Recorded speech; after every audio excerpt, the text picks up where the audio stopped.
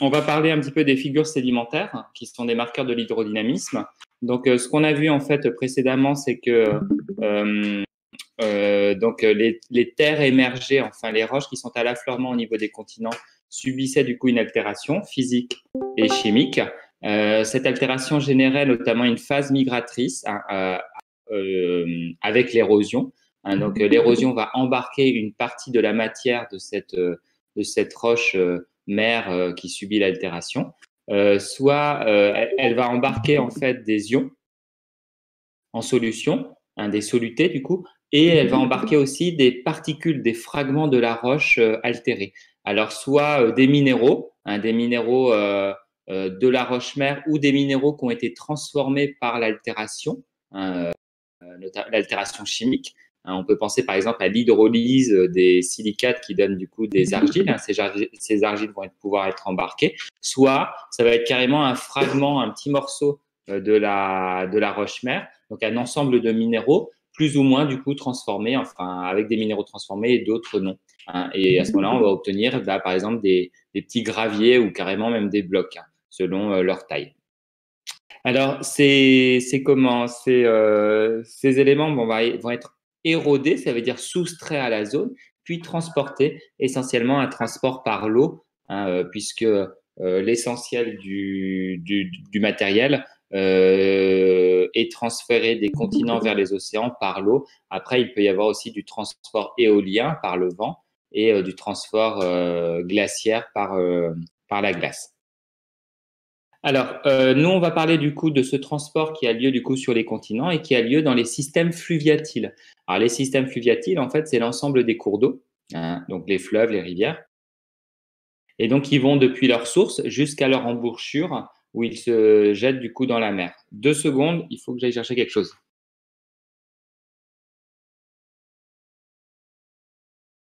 Hop. Alors, lors de ce transport, ce qui va se passer, c'est que le transport va du coup être, enfin, les particules vont être soumises donc à un courant qui est unidirectionnel puisqu'il est dans un seul sens depuis la source vers l'embouchure.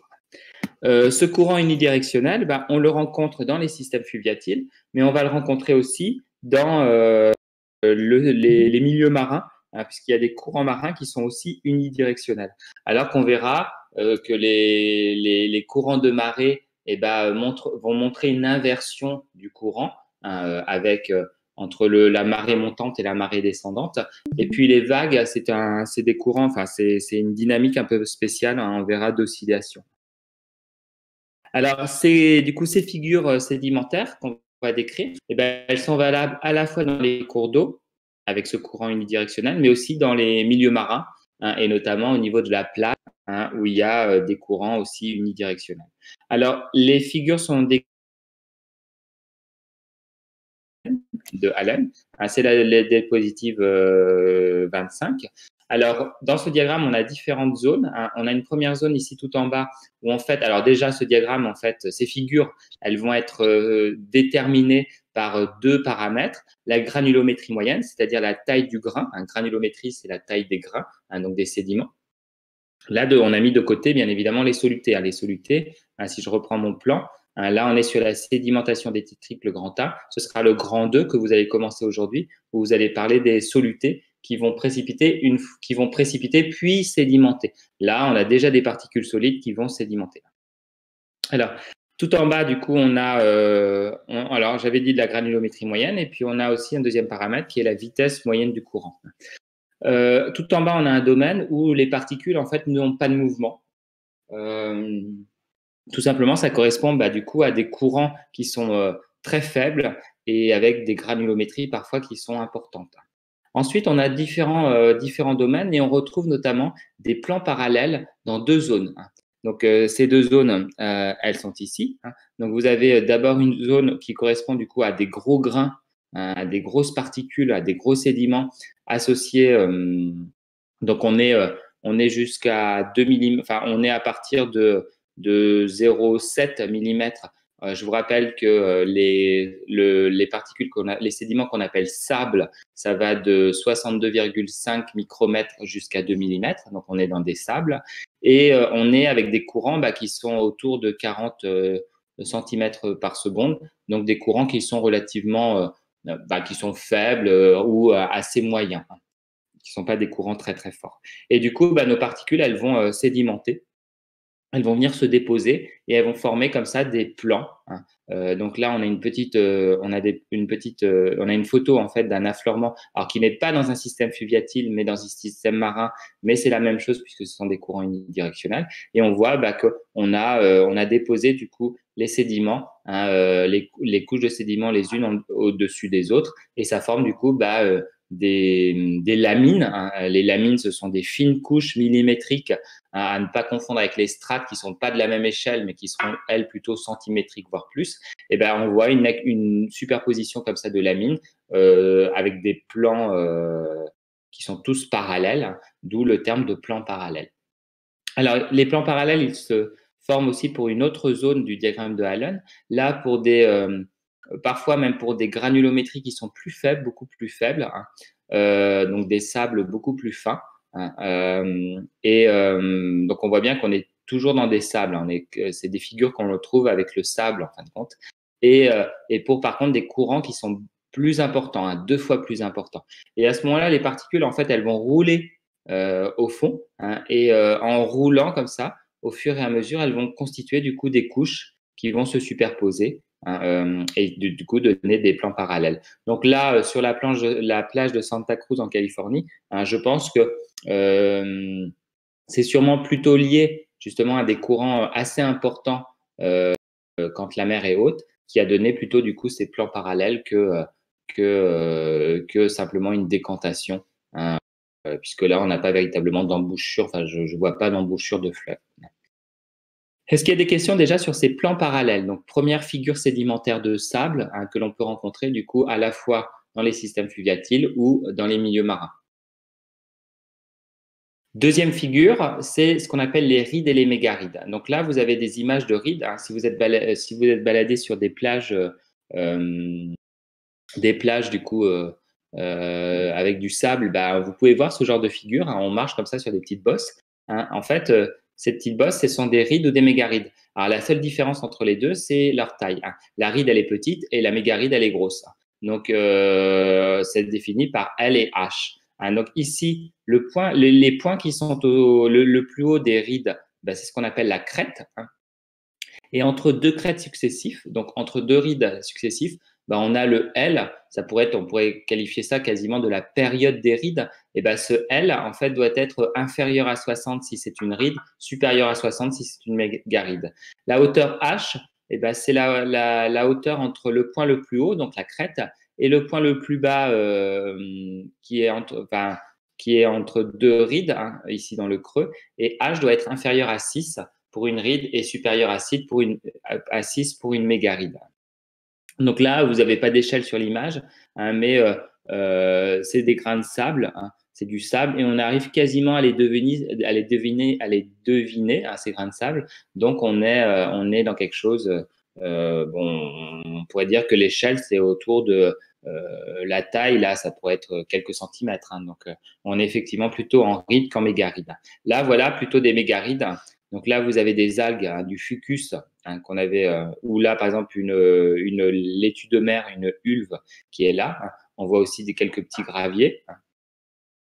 Donc là, on voit bien qu'on est à une échelle un petit peu supérieure et on a des structures qui sont un petit peu plus grandes, hein. Donc là, on est sur des mégarides. Alors, ces rides et ces mégarides, en fait, on voit bien qu'elles se forment ici dans cette zone-là, hein. Donc, les rides, pour des courants qui sont un petit peu plus faibles que pour les mégarides. Donc, on voit bien que si le courant s'affaiblit, ça va avoir tendance à former des rides, alors que si le courant est plus fort, on va avoir tendance à faire des mégarides. Et pour la granulométrie, ça va dans le sens, hein, les particules les plus fines, les sables les plus fins donnent plutôt des rides, alors que les sables les plus grossiers donnent des mégarides. D'ailleurs, c'est assez cohérent. Le sable ici, il a l'air d'être plus grossier. Regardez, on voit bien qu'il y a des cailloux, il y a des graviers, ou des petits galets, si on veut, qui sont présents, alors qu'ici, on n'en devine que très, très peu, hein, à mon avis, là, le sédiment est plus fin, alors que là, le sédiment est plus. Alors, ces rides et ces mégarides, elles ont un intérêt, c'est qu'elles vont donner des structures qui sont asymétriques et qui vont du coup permettre de reconstituer les paléos courants. Alors, si, ce que j'ai oublié de préciser, c'est que on peut regarder aussi l'aspect des crêtes. Donc là, on voit bien que la crête, les crêtes ici sont légèrement sinueuses, hein. Parfois, elles sont quand même bien rectilignes, mais là, on voit bien que c'est un petit peu plus contourné, hein. Donc là, c'est sinueux. Alors que là, bon, là, c'est qui est sinueuse, mais tout le reste est très rectiligne, hein. Donc, on peut s'intéresser justement à cet aspect de ces crêtes. Donc là, ça, ces figures qui sont ici, c'est des figures qu'on voit en coupe, hein, des figures, hein, c'est la coupe des figures sédimentaires, alors qu'ici, en fait, on le voit depuis le dessus, hein. Et donc, du coup, depuis le dessus, ben, on peut voir des crêtes qui sont soit rectilignes ou alors qui vont devenir plus sinueuses, hein, et puis ensuite former ce qu'on appelle des crêtes lingoïdes. Alors là, en réalité, ici, vous avez l'aspect des crêtes pour les rides et ici l'aspect des crêtes pour les mégarides. En fait, on détaille l'aspect des crêtes comme ceci, en fait, de là vers là, c'est-à-dire qui est relativement faible. Et ben, j'ai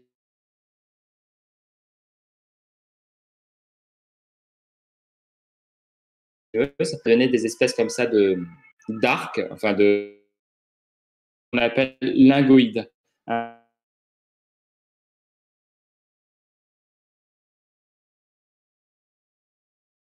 Ou un U, et ben la pointe du V ou le, la base du U, entre guillemets, est dirigée vers le courant. Alors que vous voyez bien que pour les croissants, pour les mégarides en croissant, là, la pointe, elle est dirigée contre le courant, enfin à l'opposé du courant. Alors, ces rides, bah, en voilà, regardez ici, hein. Donc là, on a une plage et on voit bien ici bah, des crêtes qui sont rectilignes, hein, alors qu'ici, les crêtes sont un peu plus sinueuses, hein, mais elles sont encore continues. Et là, par contre, on voit bien que bah, là, les crêtes, elles sont discontinues, hein. Donc là, on est sur bah, du lagoïde, hein, puisqu'on a affaire ici à des rides, hein. On aurait parlé du coup en croissance si c'était des mégarides. Donc ça veut dire que si je reprends ma figure, regardez lingoïde, donc les V finalement indiquent le sens du courant, hein. Donc ça veut dire qu'ici, eh ben, là, si je fais, là j'ai un V finalement avec la crête qui serait par là, et ben du coup, ça veut dire que mon courant il est dans ce sens-là. Alors pour les autres, pour les rectilignes, comment déterminer le courant? En fait, il faut comprendre bien la dynamique en fait de la figure, hein. En fait, ce qui va se passer, c'est que tous les grains de sable qui sont ici, hein, ils vont finir par être érodés, transportés et venir se déposer ici dans cette zone-là. Et donc, au fur et à mesure, eh ben, votre ride ou mégaride, elle se déplace, hein. Donc là, le sable qui est là, hein, ici, hein, vous voyez mal Oui,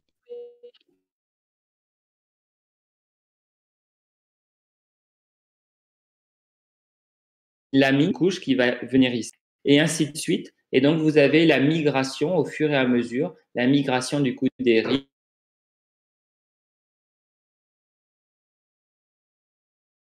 qui est asymétrique, avec un flanc qui a une pente plus douce et un flanc sédimentation. Et le flanc qui a une pente plus douce, c'est le flanc d'érosion.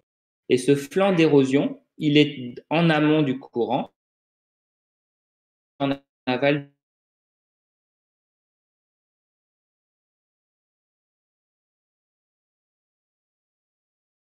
Par exemple, et ici, la mine, hein, ici, et ainsi de suite. Et ma ride ou ma mégarine, elle va se déplacer au fur et à mesure. Elle va être remplacée tout simplement, au niveau de cette zone-là, elle va être remplacée par la ride ou la mégarine qui est ici, hein. Et elle va venir chercher enfin, elle va venir prendre la place du coup de la mégaride qui est là. Donc, du coup, vous avez vos lamines, hein. Donc, les lamines, alors l'ensemble, ça va former, alors ça, cette ligne-là, Si elles s'empilent, ça donnerait en fait des plans de stratification. Et à l'intérieur, on aurait des fines couches qui sont millimétriques qui s'appellent du coup des lamines. Là, j'ai la crête et ici, j'ai les points les plus bas. Donc, ça veut dire que ici, si je reprends ma diapositive, là, je vois bien que ici, j'ai un flanc qui est à pente douce, qui est peu penté. Ici, j'ai un flanc qui est très abrupt. Donc ça veut dire que ici, j'ai le flanc d'érosion. Et ici, j'ai le flanc de sédimentation. Ça veut dire que du coup, les particules, elles vont être embarquées par le courant dans cette zone-là et elles vont venir se déposer à l'avant. Et du coup, le courant, il est dans ce sens-là, depuis du coup le flanc d'érosion vers le flanc de sédimentation. Pareil ici, là, on voit bien ici qu'on a un flanc qui est à pente douce, donc c'est le flanc d'érosion, excusez-moi. Et ici, un flanc qui est beaucoup plus abrupt, beaucoup plus penché, penté. Et ici, c'est le flanc du coup de sédimentation. Donc là, le courant, il va cette fois-ci vers la droite de l'image, alors qu'ici, on allait vers la gauche. Est-ce qu'il y a des questions pour déterminer? Alors là, on est sur des structures actuelles, donc des rides et des mégarides qui se sont formées actuellement, qui sont sur la plage ou au fond des rivières. Donc là, est-ce qu'il y a des questions? Est-ce que vous avez compris la dynamique? Est-ce que vous avez compris comment déterminer du coup le courant? Alors maintenant, ces rides et ces mégarides, elles vont s'empiler. Elles vont, puisqu'elles migrent au fur et à mesure, elles vont s'empiler et elles vont donner du coup des couches de sédiments, des strates.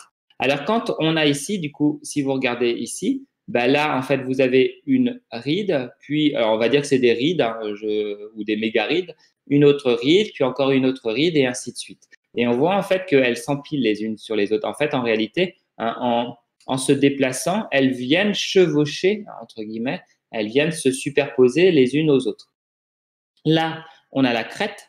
On voit qu'on est dans une crête qui est rectiligne. Les crêtes, effectivement, sont rectilignes. Là, on n'a pas la fin et on continuerait, mais là, ils ne nous ont pas représenté du coup le reste Là, ça a été coupé. La ride, elle continuerait et il y aurait de nouveau un flanc abrupt.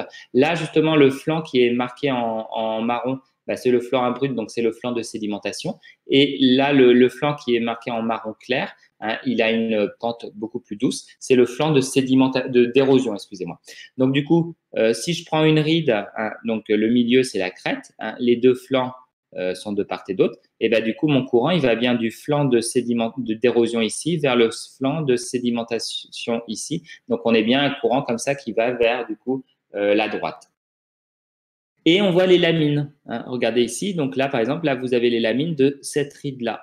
Là, vous avez les lamines de cette ride-là. Et les lamines, d'ailleurs, on voit bien que c'est les lamines de la ride, de la première ride, finalement, sont venues se superposer sur les lamines de la deuxième ride, qui se sont superposées sur la lamine de la troisième ride, et ainsi de suite.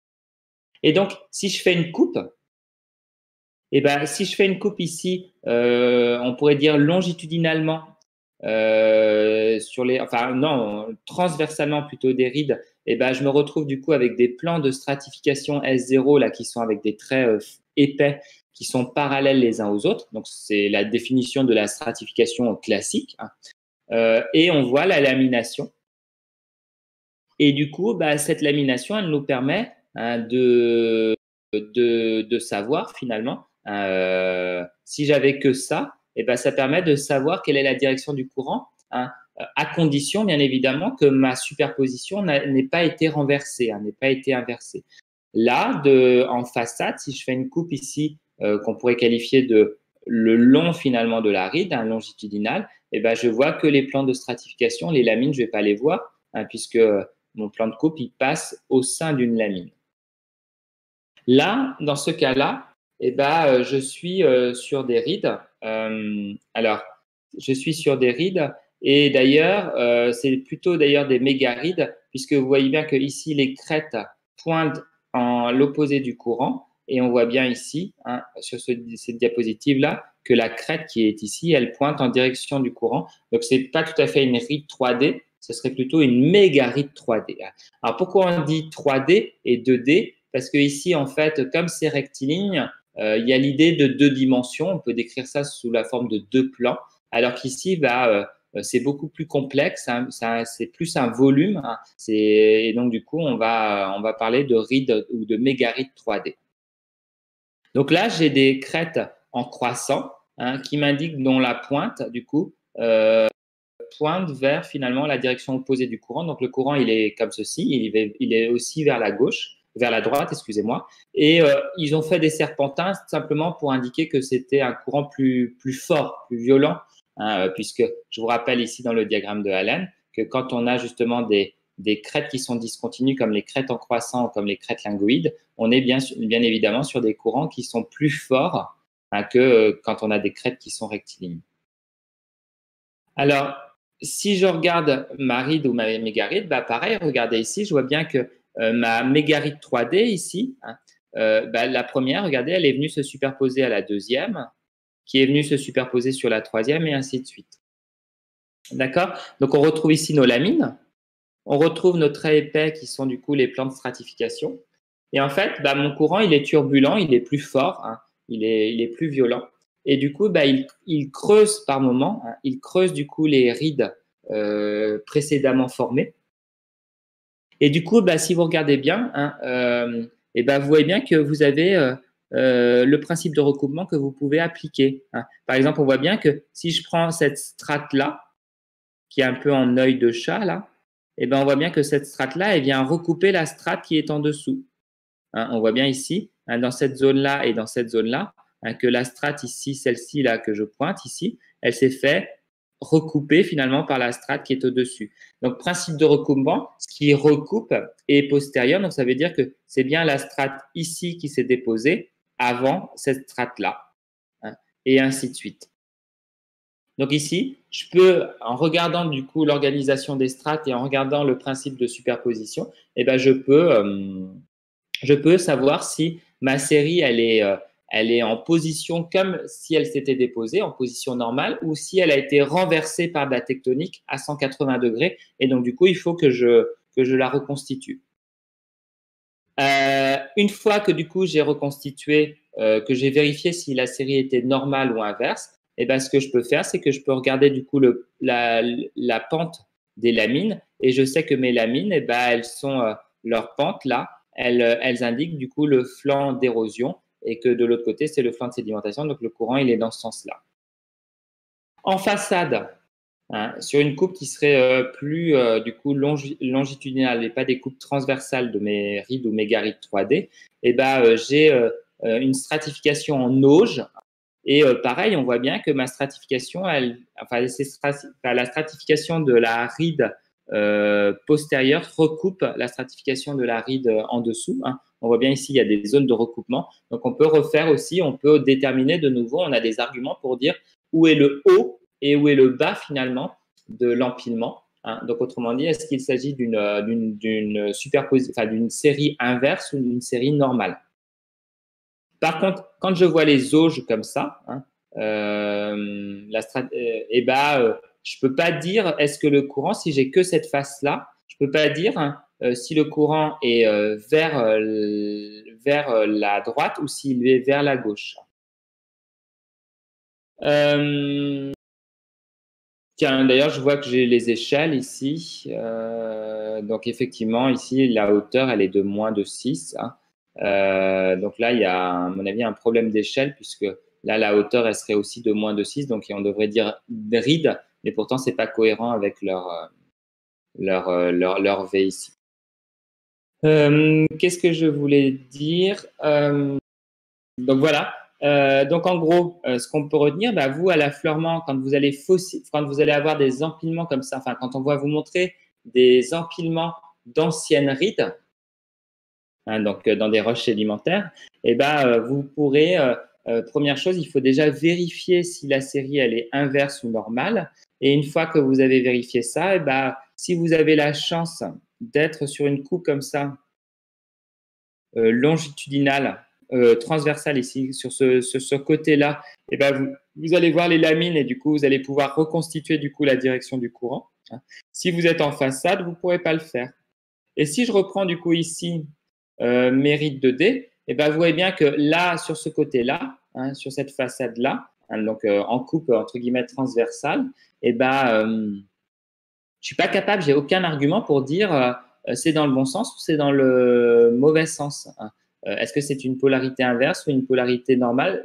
J'ai aucun argument puisque là je peux pas utiliser le principe de superposition ou de recoupement, je veux dire, hein. Je peux pas utiliser le principe de recoupement que j'ai utilisé dans ces zones-là ou dans ces zones-là. Et en façade, pareil, hein. Donc là, ici en façade, on peut pas dire si c'est une série normale ou si c'est une série inverse. On peut pas dire non plus où est le courant, hein. On sait juste voilà, que le courant il est perpendiculaire et il est soit vers la gauche, soit vers la droite, mais on n'a pas d'argument. C'est ce côté-là qui va nous permettre de dire c'est vers la droite, hein. Et là, pareil, hein, là, on peut savoir par contre si c'est une série inverse ou si c'est une série normale grâce au recoupement ici des strates, hein. Et par contre, on va pareil savoir que c'est un courant qui soit va vers la droite, soit il est vers la gauche. Par contre, c'est ce flanc sur le côté-là où on peut à la fois utiliser des critères de polarité, enfin le principe de recoupement pour savoir si la série est inverse et normale. Et comme on a les lamines, on peut savoir du coup la direction du courant. Est-ce qu'il y a des questions? Alors ici, du coup, c'était les principaux les, les principales figures. On a une dernière figure, c'est les antidunes qui sont tout là-haut. Donc on voit que c'est pour des courants qui sont extrêmement forts, hein, ces antidunes. Et ces antidunes, en fait, on va les rencontrer dans des environnements un peu spéciaux, hein, un peu spéciaux plutôt. C'est ce qu'on appelle les chenaux de courant. Alors les chenaux de marée. Le chenal de marée, en fait, c'est ici. Hein, parfois sur la plage, on a comme une sorte de petit fleuve qui traverse la plage et qui fait descendre du coup l'eau euh, vers la mer, qui canalise du coup les eaux d'infiltration qui sont plus en amont, hein, au niveau de la plage. Et dedans, parfois, le courant est très fort. Et du coup, on crée des structures, on les voit un peu. Là, on voit ça monte, ça descend, ça monte, ça descend. Et ici, en fait, c'est ce qu'on appelle du coup des antidunes. Là, il faut faire attention puisque c'est l'inverse ici, hein. Vous voyez bien que quand je monte, alors le courant, il va vers la mer, hein.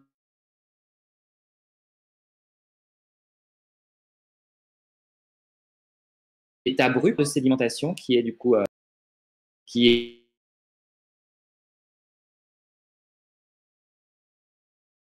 sont pas très fréquentes. Alors, on peut les voir que le courant diminue, elles se détruisent, elles disparaissent. Donc, du coup, ce sont des structures, des figures sédimentaires qui sont très peu fossilisées, hein, quasiment pas fossilisées. Donc, ça veut dire que si vous avez des structures qu'on vous montre, ce seront du coup ces rides et ces mégarides, soit 2D avec des crêtes rectilignes, soit 3D avec des crêtes lingoïdes ou en croissant.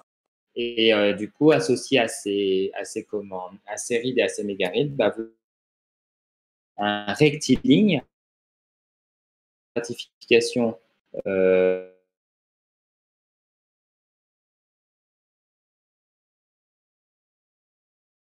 par rapport à l'horizontale, ici, ou des stratifications en auge.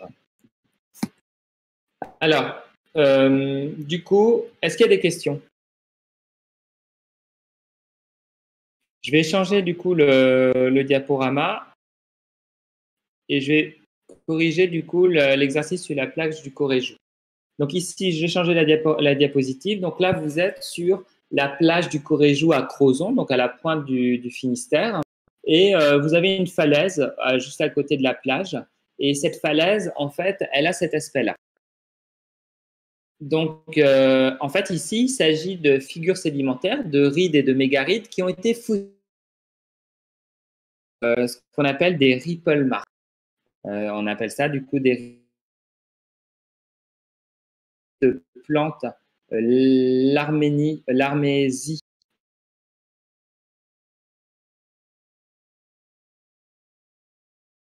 fait 1 ou 2 centimètres, hein. Donc ça, cette petite plante ici, elle doit faire à peu près peut-être une vingtaine de centimètres.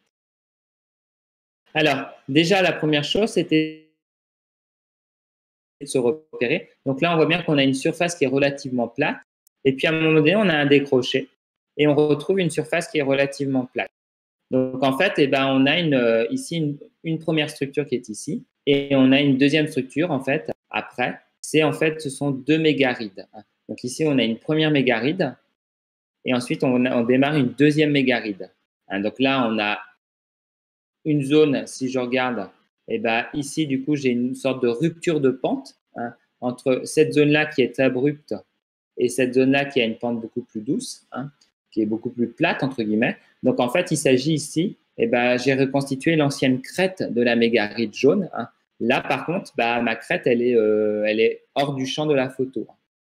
Alors, si j'ai reconstitué du coup la crête, eh ben, ça veut dire que du coup ici, là où j'ai une zone qui est d'ailleurs qui a moins de surface et qui est plus abrupte, eh ben, c'est le flanc de sédimentation abrupte. Et là, par contre, c'était le flanc du coup d'érosion avec une pente douce. Et du coup, là, ça veut dire qu'on a affaire au flanc d'érosion à pente douce de la prochaine mégaride.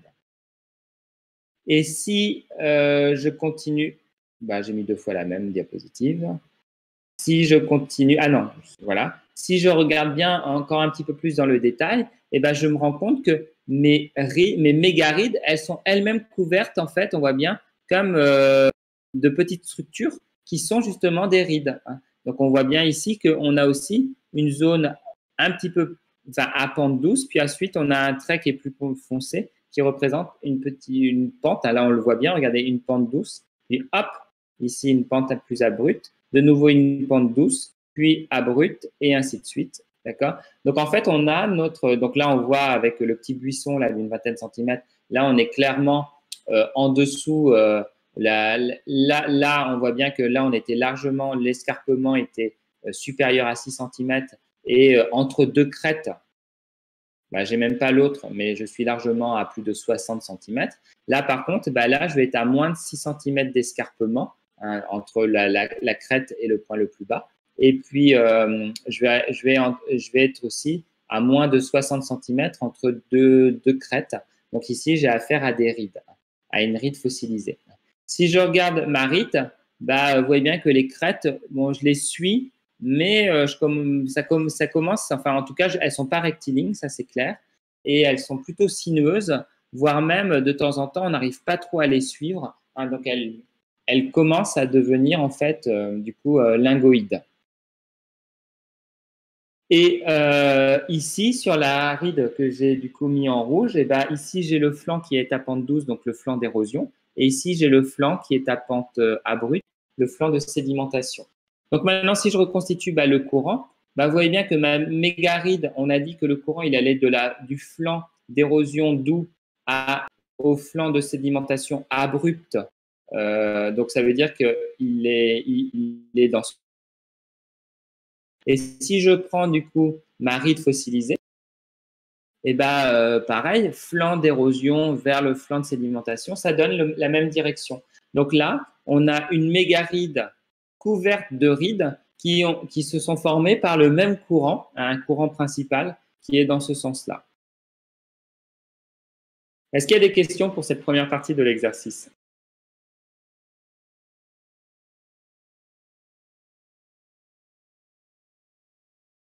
Alors, si je continue, je vais regarder la deuxième mégaride. Elle est ici. Elle est elle-même couverte de rides. On les voit, elles sont ici. Alors, si je regarde leurs crêtes, elles sont quasiment rectilignes par moment, voire un petit peu plus sinueuses dans cette zone-là. Là, on voit bien, regardez ici, si je détermine ici, là, j'ai la ligne de crête. Ça veut dire que la zone qui est plus foncée, là, c'est le flanc abrupt, le flanc de sédimentation. Et cette zone-là, qui est moins penchée, c'est la zone, du coup, d'érosion.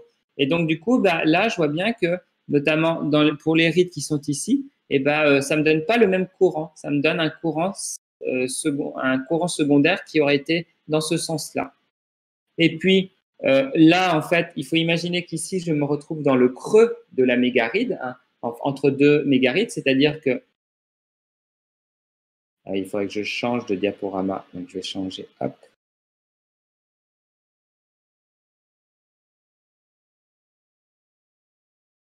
Est-ce que j'ai changé? Oui. En fait, là, mon courant secondaire, si vous voulez, j'ai un courant principal qui est dans ce sens-là, d'accord? Comme ça. Et j'ai un courant secondaire, en fait, qui est perpendiculaire et qui vient se nicher comme ça dans le creux, hein, dans ces creux-là. Donc, en gros, j'ai un courant principal qui serait là et j'aurais un courant secondaire qui serait comme ça, d'accord? Qui serait dans le creux ici. Et si je reviens du coup à ma photo, à ma plage du Coréjou,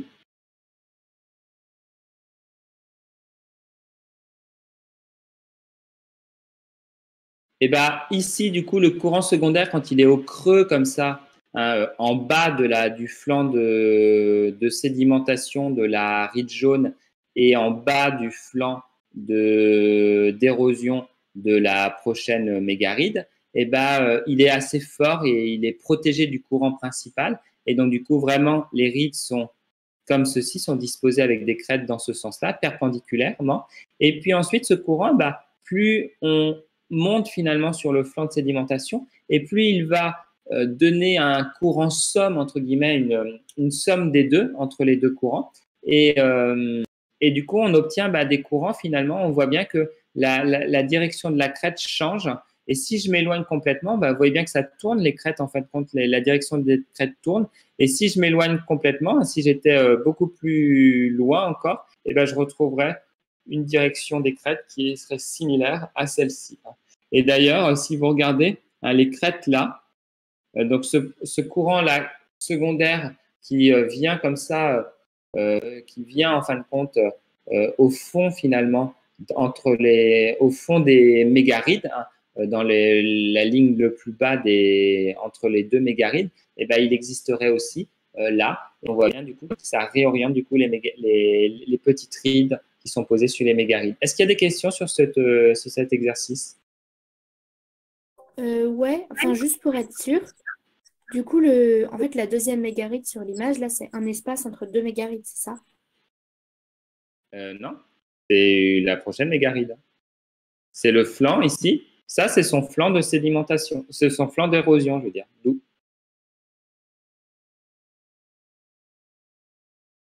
Si tu regardes tes figures, si tu as bien regardé tes figures, je vais les remontrer. C'était Anne-Sophie? Oui. Il n'y a jamais d'espace. C'est-à-dire, tu vois bien qu'à chaque fois, c'est une succession.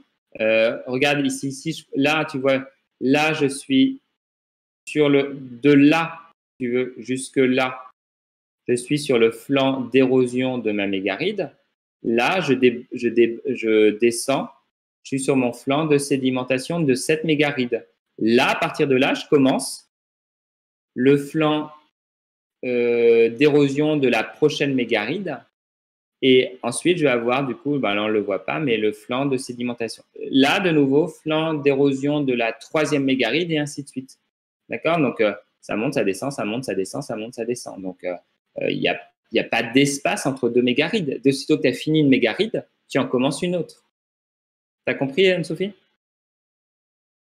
Oui, ok. En fait, c'est le bas, du coup, du flanc d'érosion de la deuxième. Voilà, c'est le bas d'érosion. Et du coup, le courant secondaire, ce serait un courant qui viendrait ici.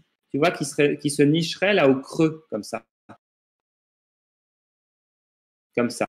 Voilà. Vous voyez bien ma diapositive là. Et Oui. du coup, tu comprends bien ici que là, tu as un courant principal qui va comme ceci. D'accord? Donc, si tu poses là, ce n'est pas le cas, mais si tu mets. Parce que là, c'est des petites mégarides. Mais là, tu vois bien qu'au Corrégis, c'était des énormes mégarides. Elles sont très, très grandes. Hein, c'était de l'ordre de plusieurs mètres. Et du coup, si tu mets des petites rides par-dessus, les rides qui se forment au sommet de la mégaride, elles sont influencées que par le courant principal. Par contre, celles qui sont plus en bas, hein, elles vont être beaucoup plus influencées par le courant secondaire et donc du coup, elles vont s'orienter plutôt vers le courant secondaire. Et si je me mets au milieu du flanc, elles vont être influencées à la fois par le courant secondaire et à la fois par le courant primaire.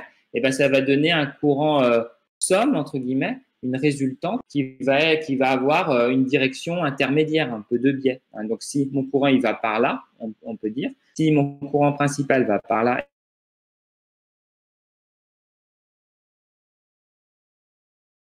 d'accord? Donc, du coup, les rides qui sont posées sur la mégaride, eh ben, elles vont voir leurs crêtes qui vont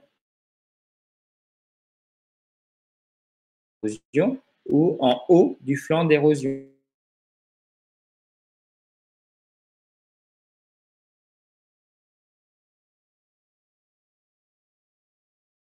Donc ici, une mégaride, et ensuite, bah là, je commence l'autre mégaride.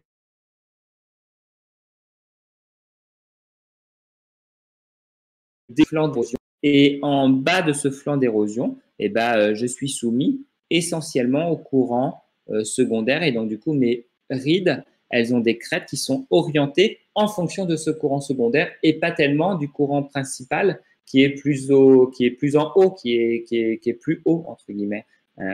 Alors que si je remonte du coup sur le flanc d'érosion, là, je me retrouve peut-être au milieu du flanc d'érosion. Et ben, je vois bien que la direction des crêtes, elle est un peu intermédiaire. Le courant, il est dans ce sens-là. Hein. C'est un courant finalement qui serait la somme des deux courants. Et si je remonte, si j'avais l'image, la suite de l'image, et ben, je reviendrais dans une portion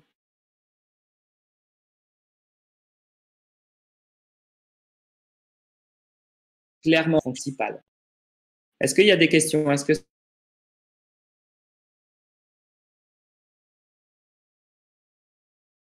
c'est bon? Pas de questions? Très bien. Donc, du coup, je ferme ce diaporama-là. Et je reviens sur mon diaporama ici. Alors, ça, c'était du coup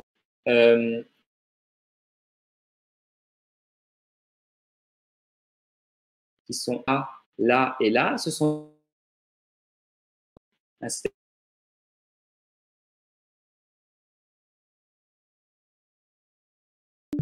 des qu'on a ici, c'est en fait une plage fossilisée ou un cours d'eau fossilisé.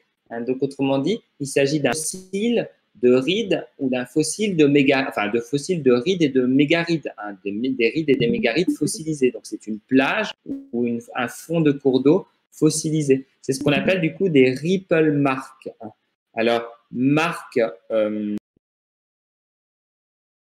en fait, c'est pour empreinte. Donc, ça veut dire qu'on a fait une empreinte. Ou alors, quand on utilise le mot cast,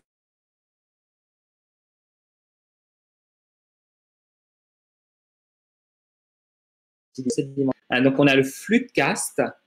Le flux de cast, c'est quand localement, en fait, on a une zone qui se fait surcreuser parce que localement, le courant, il est beaucoup plus violent, beaucoup plus turbulent.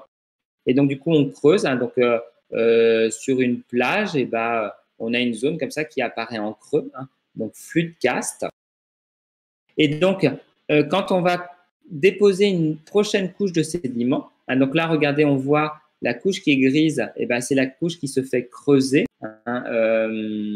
Alors, est-ce que c'est dommage, j'ai pas de flux de cast, mais vous voyez bien que là, elle a été creusée et elle se fait, vient se déposer.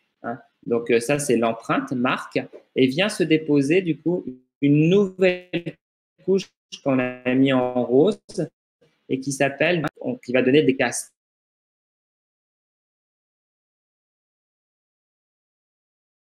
Selon que je vais observer du coup la couche grise ou la couche rose, j'obtiendrai du coup des marques ou des castes. Donc là, vous voyez bien que ici, cette couche-là, on voit bien la ride en volume normal, entre guillemets, en volume normal et non pas en négatif, en contre-empreinte.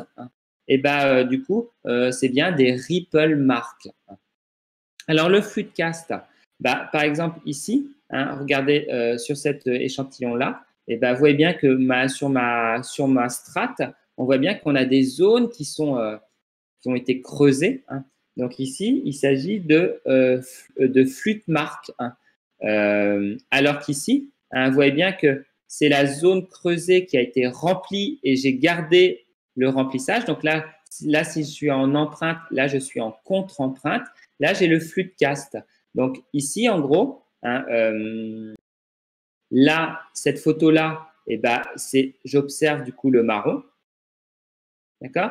Alors que cette photo-là, ce que j'observe, ce serait une couche qui serait venue au-dessus, qui aurait moulé du coup le flux de cast, hein, le creux, et j'aurais fait disparaître le marron et j'obtiens du coup une contre-empreinte qu'on va appeler du coup le flux de cast, alors qu'ici ce serait du coup du flux de marque, hein, selon qu'on a une empreinte et une contre-empreinte. Est-ce que vous avez compris cast et d'ailleurs là je vois que ça devrait être flux de marque et non pas flux de cast ici, la légende. Est-ce que vous avez compris la différence entre cast et marque?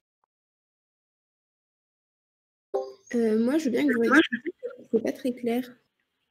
Alors, regarde, tu crées, en gros, tu vois bien que toutes ces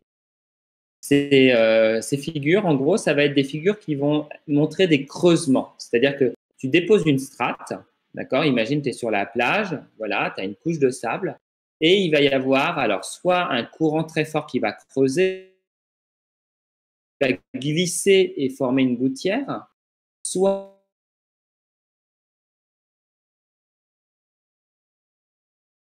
qui est en suspension, qui vient percuter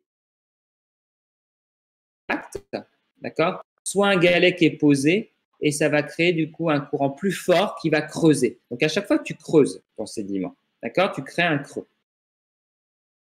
Si c'est ce que tu observes, c'est-à-dire que si plus tard cette figure elle est fossilisée et ce que tu observes c'est la couche marron, la couche qui a du coup été qui a subi une empreinte du galet qui a glissé, une empreinte du galet qui a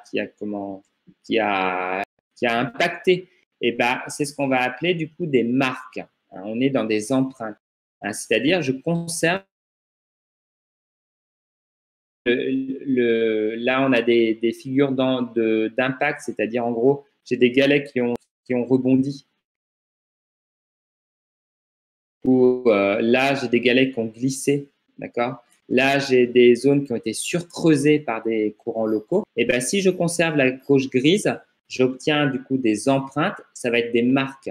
Par contre, si je viens déposer une nouvelle couche et que j'élimine la couche grise et je garde que la couche rose, j'obtiens ce qu'on appelle des castes. Donc, je vais les voir en volume. Les creux vont devenir des volumes. Tu comprends? Tu as mieux compris du coup, Blandine? 2 secondes. J'ai pas entendu, Blandine. Du coup, oui. 2 secondes.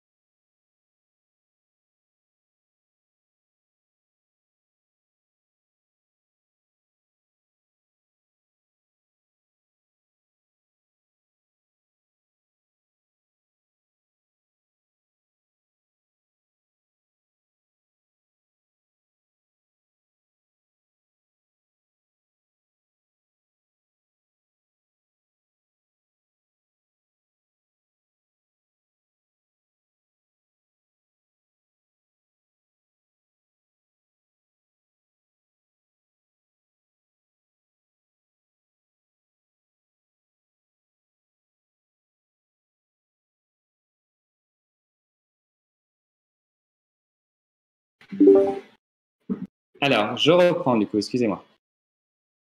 Donc, en gros, si je conserve la couche qui a été creusée, c'est une empreinte cast, excusez-moi, marque plutôt.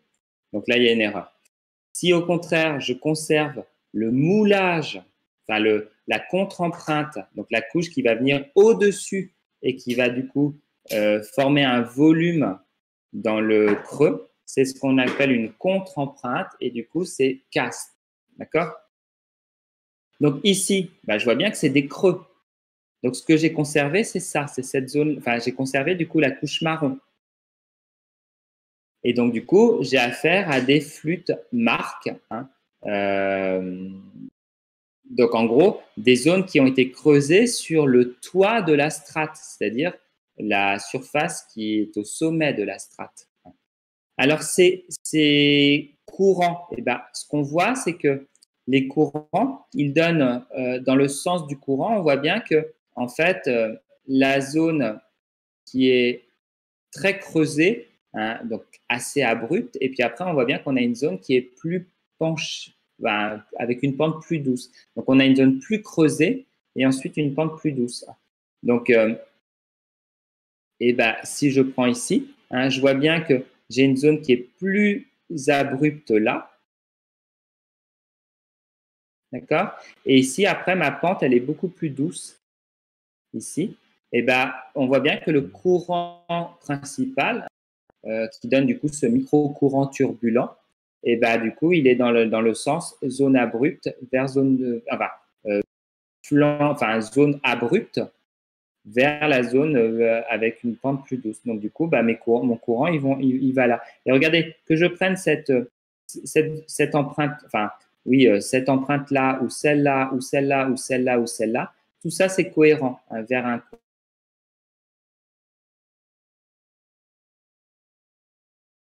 Enfin, c'est l'inverse. C'est ici, si ça, c'était une empreinte, ça, c'est une contre-empreinte.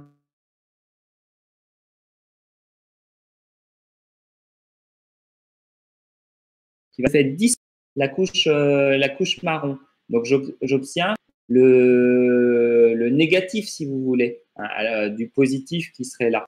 Et donc, du coup, bah, regardez, j'obtiens des zones, on voit bien ici, qui ont un bon dénivelé, hein, et puis après, bah, j'ai quelque chose de plus doux. Hein. Donc, mon courant, en fin de compte, il se déplace par là. Hein. Regardez ici, hein, si je prends par exemple cette structure-là, bah là, vous voyez bien que, hop, là, j'ai une rupture de pente très abrupte, et puis après, je suis plus doux, et puis après, de nouveau, une rupture de pente plus abrupte, et ainsi de suite. Et bah, du coup, ici, ce sont des flûtes castes, et non pas marques, puisque je suis en contre-empreinte. Ça veut dire que là, ce que je suis en train d'observer, c'est pas le mur, c'est pas le toit, hein, mais ce serait le mur, c'est-à-dire la base de la couche suivante. Hein. Donc ici, je suis bien, j'ai des flûtes sur la base hein, de la couche suivante, donc flûte caste hein, sur un banc de grès, et je peux reconstituer le courant, la direction et le sens du courant. Est-ce que c'est compris? Oui, merci beaucoup. C'est bon? Alors, Monsieur, oui. comment Laura? on peut savoir si c'est un flux de caste ou si c'est pas des coulées qui ont été fossilisées? Qu'est-ce que tu parlerais de coulées? C'est quoi pour toi des coulées? Bah, à première vue, pour moi, ça ressemble à des coulées de boue. Bah, une coulée de boue, si tu veux, regarde, imagine la boue. Alors, déjà, pour avoir une coulée de boue, si tu veux, ta boue, elle va être remplie d'eau. Alors, peut-être que quand ça coule, ça donne cet aspect-là. Mais une fois que ta coulée, elle est terminée, elle va se rééquilibrer, ça va donner une surface plane. D'accord? Donc, là, tu n'es pas sur quelque chose qui est dynamique, tu es quelque chose qui est statique, qui est figé. Si tu prends une coulée de boue qui descend le long, par exemple, d'une pente, d'une vallée, par exemple, d'une montagne, bah oui, ça peut donner comme ça un aspect un peu turbulent. Mais une fois que ta coulée de boue elle est terminée, en bas de ta pente, elle va former une couche plane. Donc, oui, ça a l'aspect d'une coulée de boue, mais de façon dynamique quand la coulée de boue est en train de se faire. Mais là, tu as quelque chose de figé, qui est fossilisé, qui est terminé. Donc, non, ça ne peut pas être une coulée de boue. Tu pourrais te dire, tiens, ça pourrait ressembler plutôt à des pilo-lava. Mais attention, les pilo-lava, il faut avoir une roche volcanique. Là, il s'agit d'une roche sédimentaire. On est dans des grès, hein, donc des sables consolidés. Est-ce que j'ai répondu à ta question, Laura? Oui. Est-ce qu'il y a d'autres questions sur ces figures? Donc là, on était sur les flûtes. Sur creusement, le courant principal donne un petit courant secondaire très violent et qui creuse du coup le sédiment. Ensuite, groove mark. Alors groove mark, groove bouger entre guillemets, c'est quand un galet en fin de compte va comme ça glisser hein, sur le sable et former du coup une gouttière, hein, comme ici par exemple. Là, on a deux gouttières, deux galets qui ont glissé et qui donnent du coup ces espèces de gouttières. Donc, il nous l'illustre ici. Voilà. Et du coup, ces gouttières, elles vont donner ces espèces de, voilà, de zones là, un petit peu en boudin, en cylindre, voilà, sur le sédiment. Alors là, clairement, ce que vous voyez, c'est que vous voyez pas la gouttière, c'est-à-dire que c'est pas un creux. Là, on voit bien que ce sont des bosses. Sur cette image-là aussi, regardez, on voit bien que ce sont des bosses. C'est-à-dire que ma gouttière, elle s'est remplie d'une deuxième strate, d'un deuxième sédiment, par exemple rose, et du coup, le marron a disparu, et on obtient du coup,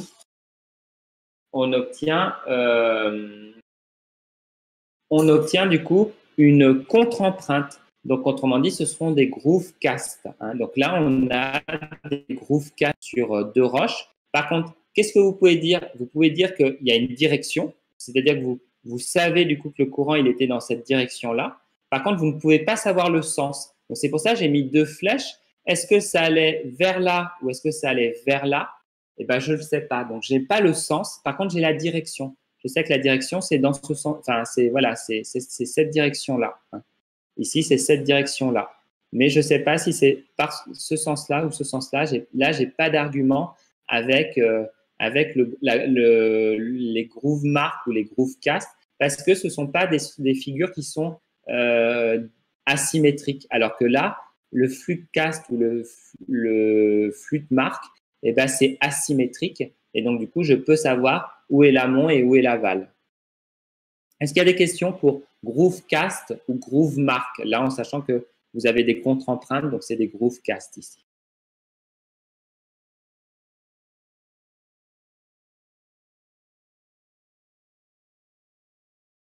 Pas de questions? Alors ici, figure en croissant. Ici, vous l'avez peut-être déjà vu dans la plage, quand il y a par exemple un bloc ou un galet, souvent, en fait, ça perturbe le courant et le courant devient plus violent autour du galet. Et du coup, ça surcreuse, ça creuse du coup autour du galet ou du bloc. Et par contre, en arrière, ici, il y a une zone qui est un peu abritée et qui du coup va pas où les sédiments vont pouvoir être protégés, ne vont pas être érodés. Du coup, le courant, il va dans ce sens-là, c'est-à-dire la zone qui est protégée, là qui est moins creusée ou même où on a un peu sédimenté, c'est l'aval, alors que la zone qui est creusée, qui forme le croissant, parce que vous voyez bien que vous obtenez quelque chose d'un peu en croissant, ici, c'est du coup la zone qui est en amont. Donc voilà, donc cette figure, elle peut être effectivement aussi fossilisée, soit sous la forme d'empreinte ou de contre-empreinte. Le dernier que je voulais, du coup, donc c'était ici, regardez, vous voyez bien que ici on a posé un galet avec le courant principal. Cette zone-là, elle va être abritée, donc ce sera plutôt une zone de dépôt, alors que cette zone-là, le courant va venir se renforcer et ça va être une zone de creux. Donc là, j'ai une structure qui est asymétrique. Et donc, du coup, ça veut dire que je peux non seulement déterminer la direction du courant, mais aussi son sens, alors que tout à l'heure, je ne pouvais pas avec les gouttières. Et enfin, j'ai les skips, on appelle aussi, voilà, je cherchais le mot,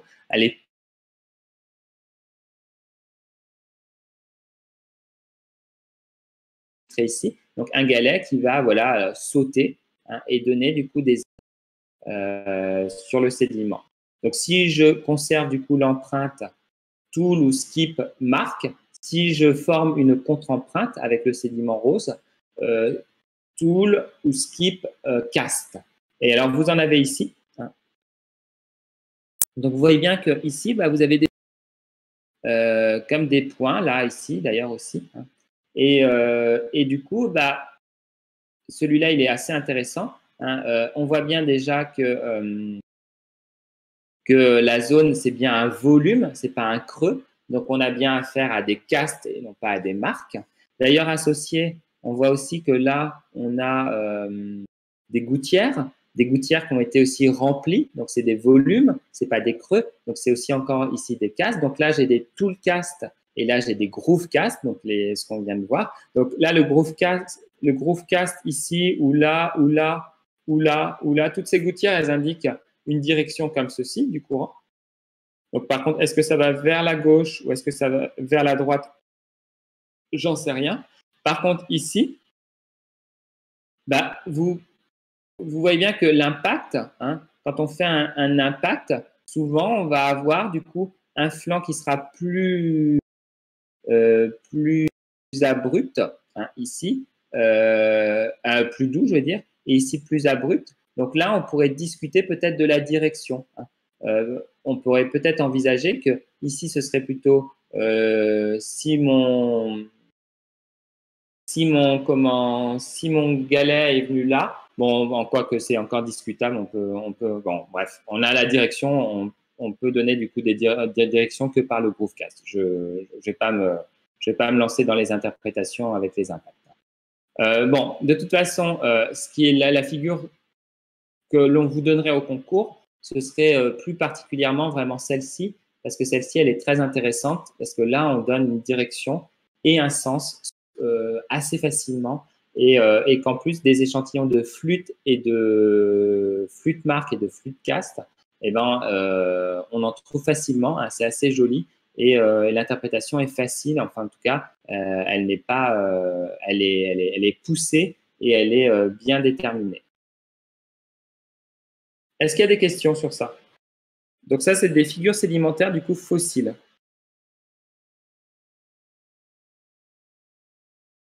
Donc voilà, alors ici, regardez, vous voyez bien que là, ici, ce que je voulais vous montrer, c'était ça, j'avais oublié. Hein, vous voyez bien que là, vous avez trois petites figures qui sont quasiment alignées. Ça, ce serait, on pourrait envisager effectivement que c'est bien un caillou qui a rebondi, un petit gravier qui a rebondi. Tiens, au passage, vous avez une idée de ce que ça pourrait être, ça, là? Ces choses un peu serpentées, là?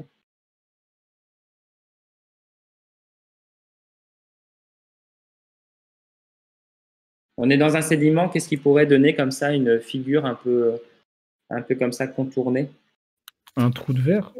Oui, c'est ça. Donc, c'est sûrement un petit terrier, donc un terrier de verre qui a été rempli et qui a donné du coup ce qu'on appelle alors, c'est pas un fossile, parce qu'un fossile, c'est un être vivant. Là, c'est la trace d'un être vivant, donc on appelle ça un ichnofossile. Un ichnofossile.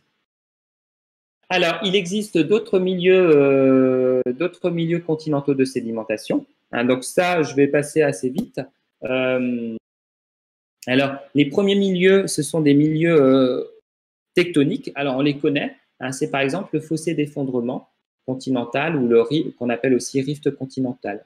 Donc ici, vous avez une lithosphère qui a été représentée, avec ici sa croûte continentale qui a été mise je sais pas c'est quelle couleur, beige. Ici en orange, on a des sédiments qui ont été déposés du coup sur cette croûte continentale, enfin qui font partie de la croûte continentale. Et en dessous, on a un manteau lithosphérique. Et ce que je vais faire, c'est que je vais appliquer du coup des contraintes extensives et je vais du coup générer des failles. Quel type de failles ici? Toutes ces failles-là, ce sont des failles normales, d'accord, qui témoignent du coup de l'extension. Et pendant que ces failles normales, grâce à ces failles normales plutôt, je vais créer du coup une dépression topographique, autrement dit un creux, un relief en négatif. Associé à ça, je vais avoir aussi une remontée de l'isotherme 1300 degrés et donc du coup une remontée de la limite entre la lithosphère et la sténosphère. Et donc je vois bien que je suis en train d'amincir du coup la lithosphère. Hein, j'amincis à la fois la croûte par justement le jeu des failles normales et puis par la création justement d'une anomalie thermique, hein, d'une zone anormalement chaude. Et comme je remonte du coup l'isotherme 1300 degrés, je fais aussi un amincissement du manteau lithosphérique. Donc j'amincise à la fois la croûte et le manteau lithosphérique, donc toute la lithosphère. Alors vous voyez bien que ici mes failles ont déterminé des blocs et ces blocs ont basculé. C'est ce qu'on appelle les blocs basculés que vous avez vus en terminale. Et on a basculé aussi du coup les sédiments anté-rift, c'est-à-dire qui s'étaient déformés avant la phase de rifting, la phase d'extension. Et pendant cette phase d'extension, j'ai déposé du coup des sédiments jaunes qui sont Saint-Rift et qui ont une caractéristique que vous reverrez l'année prochaine, qui forment des choses en éventail. C'est-à-dire que, en fait, en gros, ici dans cette zone-là, on dépose plus de sédiments que dans cette zone-là, et ça donne du coup des couches en éventail. Et puis là, si j'arrête le rifting et que je dépose une nouvelle couche de sédiments, eh ben, elle va venir tout recouvrir, et ce sera du coup des sédiments post-rift, puisqu'ils ne seront plus en éventail. Donc ici, ben, on reprend ces idées-là. Donc là, attention. Alors, et si je continuais le rifting, qu'est-ce qui finirait par se former ici dans cette zone-là? Donc là, je suis sur une croûte continentale que je suis en train de fragmenter en deux. Qu'est-ce qui finirait par se former là? Un océan, enfin une mer au moins. Ouais, un océan. Donc ça veut dire que là, on apparaîtrait une structure que vous connaissez. Une dorsale. Là, vous auriez une dorsale qui se forme et vous allez mettre en place du coup de la croûte océanique entre vos deux morceaux de croûte continentale. C'est un océan qui apparaît. Alors ici, dans la prochaine diapositive, en fait, on va se placer que sur un demi-côté du schéma. Donc ici, alors d'ailleurs, ce serait plutôt de ce côté-là, du coup, vu l'orientation des failles. Donc ce côté-là. Là, regardez ici. Hop, excusez-moi. Là, on voit les failles. Bah, regardez ici, on a des sédiments qui sont en bleu, qui ont été déposés avant finalement que qu'on l'on fasse l'extension. Donc, ce sont des sédiments anté-rift. Là, ici, je fais jouer mes failles normales et je bascule mes blocs. Et du coup, pendant ce temps-là, je dépose des sédiments verts. Et du coup, il va s'en déposer beaucoup plus ici au contact du plan de faille qu'à l'opposé. Donc, on va former justement des dépôts en éventail, là, un peu en triangle avec une épaisseur qui varie, enfin qui diminue continuellement en s'éloignant du plan de faille. Et puis à la fin, regardez, je finis par déposer d'autres sédiments à la fin du rifting, après le rifting. Et à ce moment-là, j'obtiens du coup des sédiments post-rift qui viennent recouvrir l'ensemble et qui ne sont plus en éventail. Donc là, voilà, si vous avez une structure comme ça à interpréter, il faut penser que ça, c'est des roches de la croûte continentale, style roche magmatique, roche métamorphique. Ici, des sédiments anté-rift, sédiments Saint-Rift pendant le rifting et sédiments du coup qui se sont déposés après le rifting, donc post-rift. Donc voilà un bassin sédimentaire, le bassin du coup, les bassins que l'on rencontre dans du coup les rifts continentaux ou fossés d'effondrement continentaux ou intracontinentaux.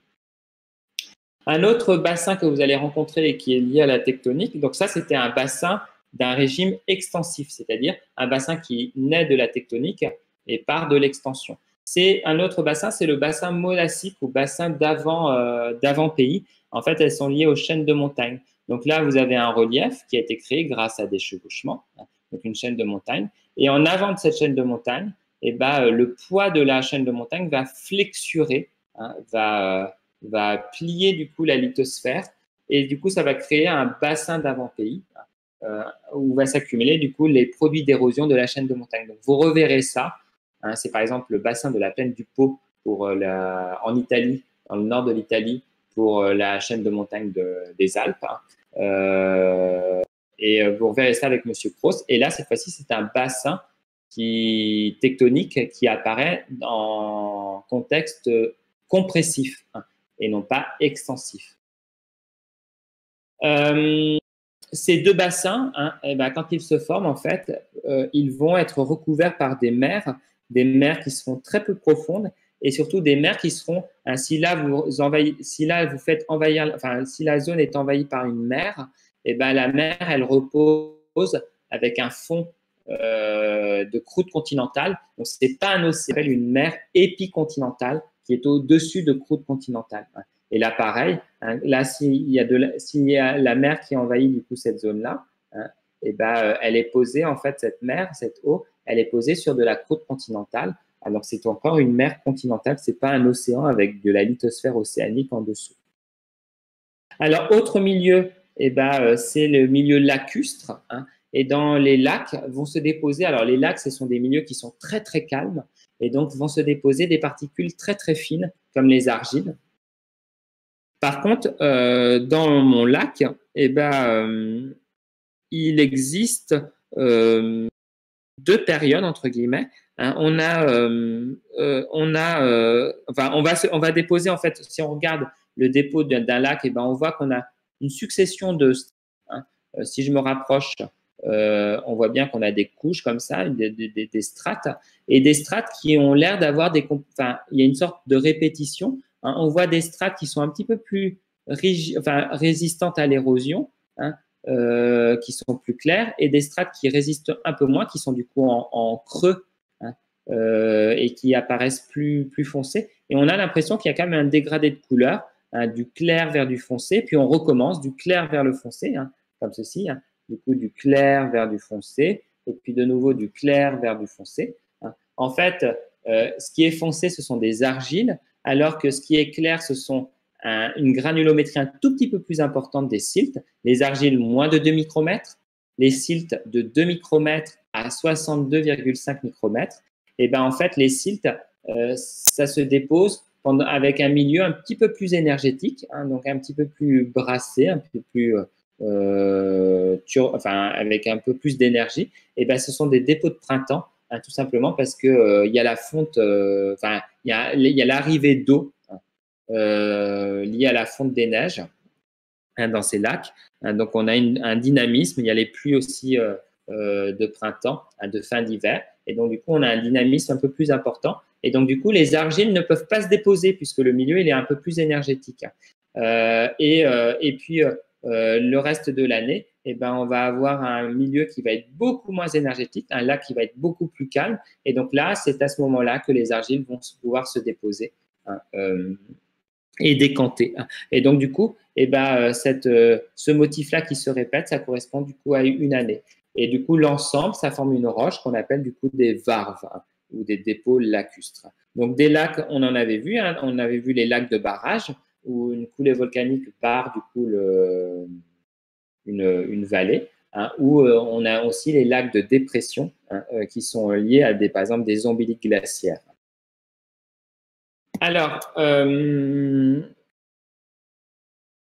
dernier type de milieu, c'est les milieux qui correspondent du coup aux embouchures, hein, des fleuves, les deltas et les estuaires. Hein. Donc, un delta, là, vous en avez un exemple. Hein. Donc, les deltas, c'est quand le fleuve arrive et se subdivise en de nombreuses ramifications. Hein.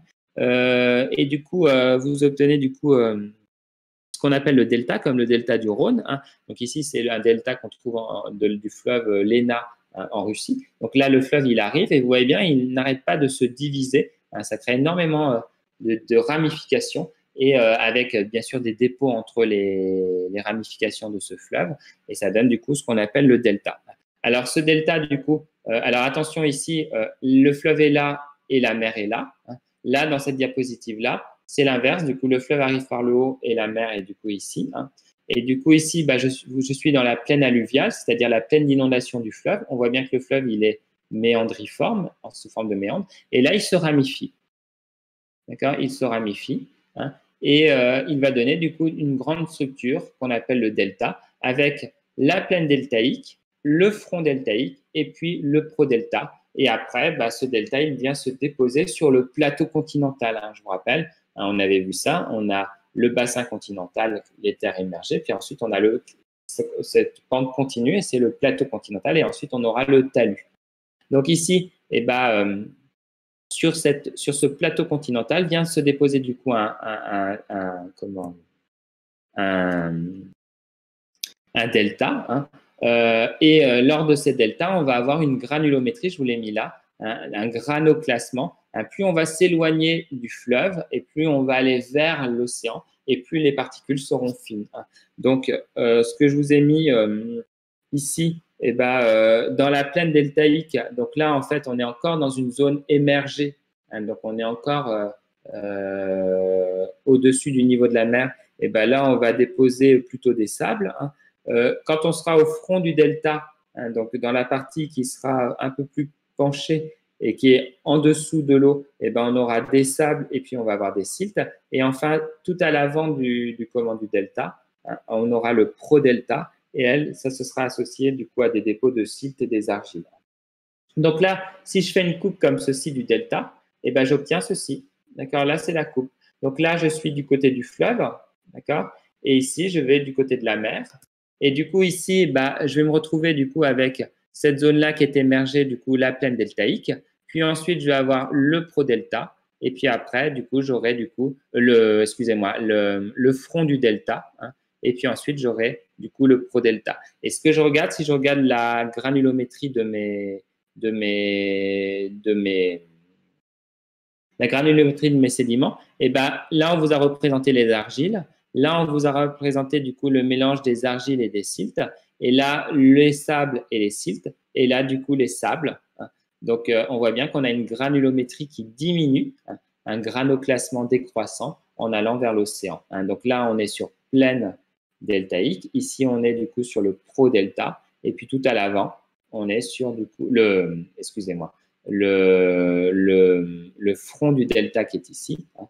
Là, le front, et ici, on est dans le pro-delta qui est là, hein, qui est la fin, vers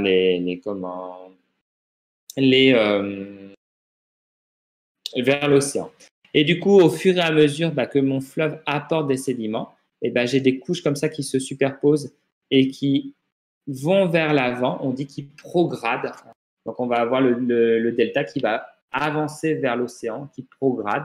Et donc, du coup, ici, ce sont des lignes temps hein, que vous avez là, hein, ici, c'est-à-dire les sédiments qui sont sur cette ligne-là se sont déposés en même temps. Donc, si je fais une coupe comme ça, d'accord, et je me retrouve hein, là, par exemple, toc, je me retrouve du coup avec des argiles, d'abord marines, c'est celle qui était en marron, d'accord. Puis ensuite, je vais me retrouver avec des argiles du pro-delta. Et puis ensuite, je vais me retrouver avec des siltes, puis surtout des sables, avec une stratification entrecroisée. Et enfin, je vais me retrouver avec des sables grossiers et des galets qui vont représenter, alors ici, du coup, les argiles, c'était le pro-delta, hein, qui est ici, le plus à l'avant. Ensuite, ici, les siltes et les argiles et les siltes, puis les sables fins, ce seront du coup le front du delta. Et puis après, vraiment les sables et les galets, ce seront en fait la plaine deltaïque, hein, les terres émergées où là encore on voit le fleuve. Hein, donc attention, si on voit bien que si je fais une coupe, enfin si je fais un log, hein, si je fais un forage ici, on est d'accord que tout ça ne s'est pas déposé au même endroit. Enfin, en tout cas, on a bien ce qui est dans le fond, en fin de compte. C'est les couches les plus anciennes. Dernier environnement, c'est l'estuaire. Alors ici, vous avez l'estuaire de la Loire. Alors là, l'estuaire de la Loire, c'est des environnements qui se forment quand il y a vraiment une forte influence de la mer, hein, par des courants, par de la houle ou par des marées. Alors que quand on a un delta, c'est plutôt le delta se forme quand il y a une très forte charge particulière et quand il y a ou une faible influence de la mer, hein, donc peu de houle, peu de marée, hein, peu de courants marins. Hein, donc là, c'est l'inverse. Là, on a une forte influence de la mer. Si vous allez à Nantes, quand vous regardez la Loire, quand on est à marée montante, pourtant la Nantes est éloignée du coup de l'embouchure. Hein, là, c'est Saint-Nazaire, hein, donc on est bien plus ici hein, pour Nantes. L'influence marine est telle que quand vous êtes à marée montante, vous voyez la Loire qui monte, hein, qui est influencée du coup par les courants marins, hein, par la marée notamment.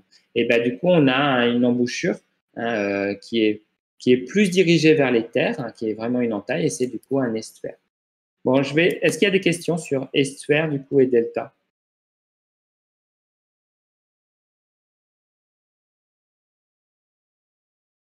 Pas de questions? Bon, alors j'étais un petit peu vite. On reprendra peut-être la question de delta parce que c'est une figure qui est un peu compliquée. Hein, du coup, demain, je passerai en revue le cours, du coup, ce cours ici sur les milieux. Donc là, on passe au milieu océanique, donc on quitte le continent. Hein, on a vu justement les estuaires et les deltas qui sont des zones de transition entre des milieux des milieux continentaux de sédimentation et des milieux océaniques de sédimentation. Donc vous allez devoir, on fera du coup les milieux littoraux. Et aujourd'hui, en fait, vous allez voir en fait les milieux qui sont beaucoup plus les milieux marins profonds, hein, donc qui seront la suite, hein, de cette zone-là. Je vous dis du coup à demain et du coup, comme je vais être sur la route et puis aussi en conseil de classe, je serai beaucoup moins disponible du coup pour répondre à des questions. Mais néanmoins, vous